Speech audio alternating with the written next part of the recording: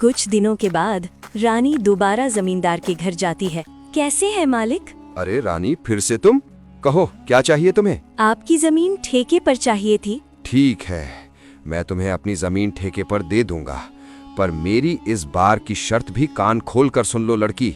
इस बार तुम्हारी कोई चालाकी नहीं चलेगी।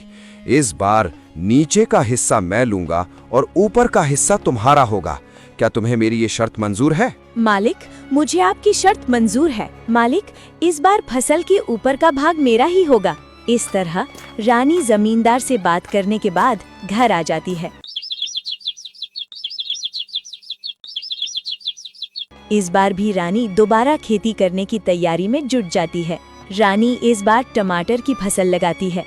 कुछ दिनों बाद टमाटर की फसल काफी अच्छी उगाती है। अरे वाह, इस बार तो टमाटर की फसल खूब अच्छी दिख रही है।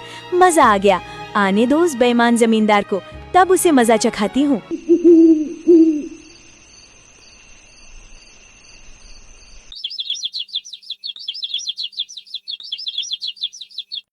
कुछ दिनों के बाद जमींदार रानी के पास आता है।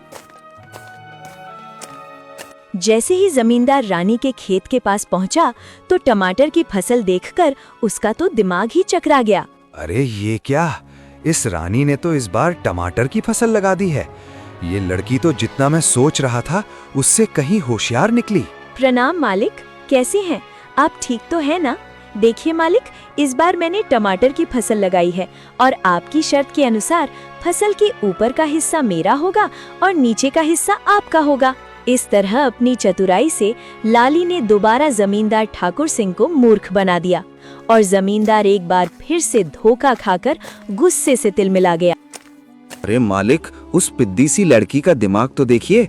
आप जैसे इतने बड़े चालबाज जमींदार को उसने फिर से मूर्ख बना दिया। तुम सही कह रहे हो कालू, मैं तो उसे बच्ची ही समझ रहा था और उस बच्ची ने मुझे फिर से मूर्ख बना दिया। अगली बार उसे आने दो, फिर उसे बताता हूँ कि जमींदार ठाकुर सिंह क्या चीज है।